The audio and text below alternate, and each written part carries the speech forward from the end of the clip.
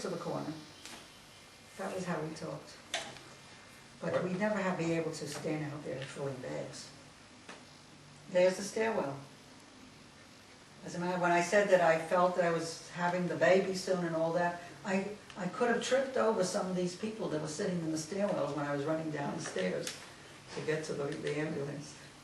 It was full of people sleeping all day long.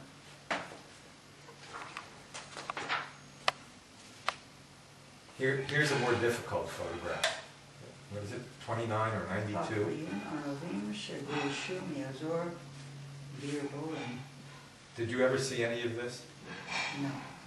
Of Arabs, Arab refugees? Maybe Yosef did. Maybe he saw them, but no.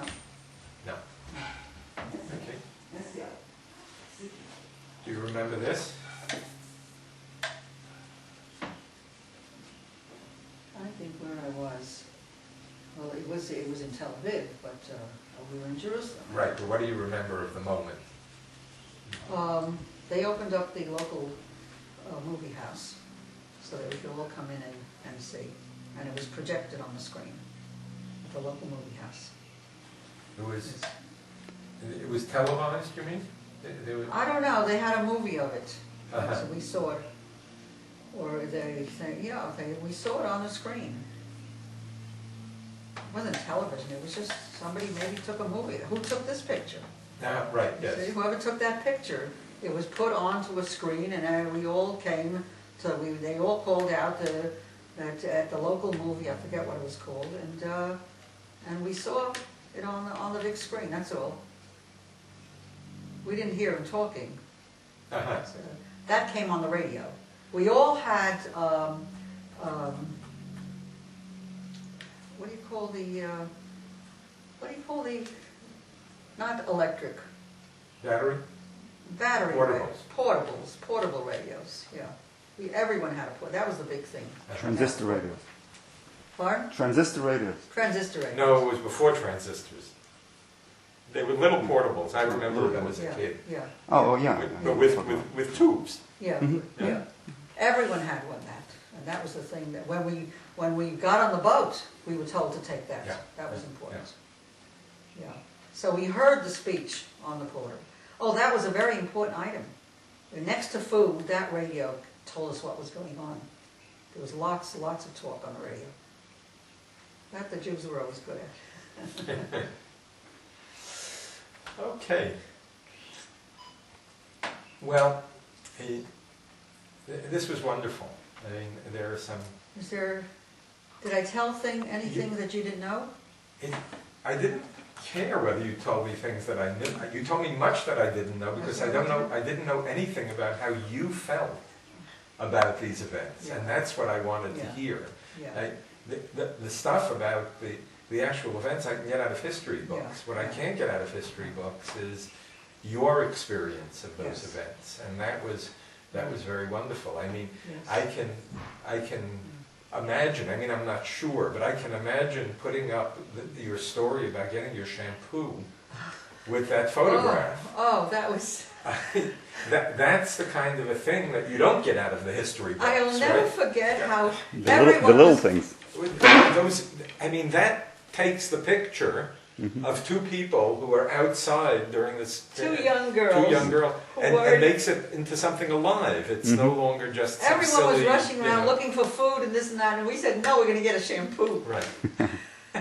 So that's why...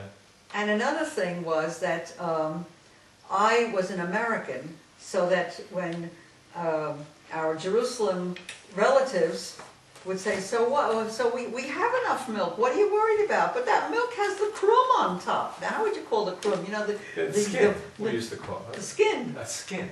You know what they used to do with that skin? They would put it on like jam on a piece of bread, and the kids. Did you ever hear that? You know. The kids would eat yum it up.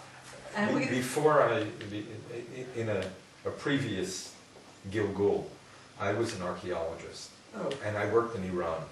Oh. So we too only had boiled milk.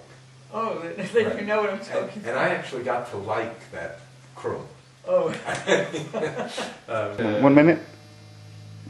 This is the end of the interview. I'm Lou Levine from the Museum of Jewish Heritage in New York City, and I've just interviewed Hedva Margalit, and I want to thank you very, very much for it. It was a wonderful interview. It was precisely what I was hoping for, so I thank you. Gave me an opportunity to tell all these things that were very Right. much a part of my young life. Right. And when people talk about a new immigrant, I mean, what can be more exciting for a new immigrant than a couple of wars? Right. Yeah. Right. To have a baby in the middle of it. Have a baby in the middle, you know, Right. but I had Spot with me. Right. That was when I would tell people. Well, that was something when he got this pyloric stenosis is when the alimentary canal is not closed, and so the food that enters goes out, and it jumps upwards. Now the point is, when it jumps upwards, the baby vomits. So as soon as I saw my baby vomiting all the time and not taking in food, I went to Spock under vomiting. And you're vomiting this, you know, if you feed the baby too fast, too slow, da da da. But if it's projectile vomiting, call a doctor immediately. What is projectile vomiting? When it goes this way. And the next time I said, vomit already. And I watched it, and it went that way. So I went back to the book. Projectile vomiting means that the stenosis, which is the entry to the food, was closed. He was born with a door to his alimentary canal. In other words, the food was not getting in. It was not going down. It was not going down. Into his stomach. So it jumped out. Right. So, and he was not getting any food. So I went to this hospital, and I said, my kid has pyloric stenosis. And this Dr. Shapira, oh yes, back in Berlin, when I was they told us about this situation. Well, how do you know? I said, well, look, it goes this way, doesn't it? She says, yes, exactly. That's what they told me at the university in Berlin. And he'd never seen it. He had never seen it. He said, I want to come see it. And he came to the house, feed him, and sure enough, he does the thing for him.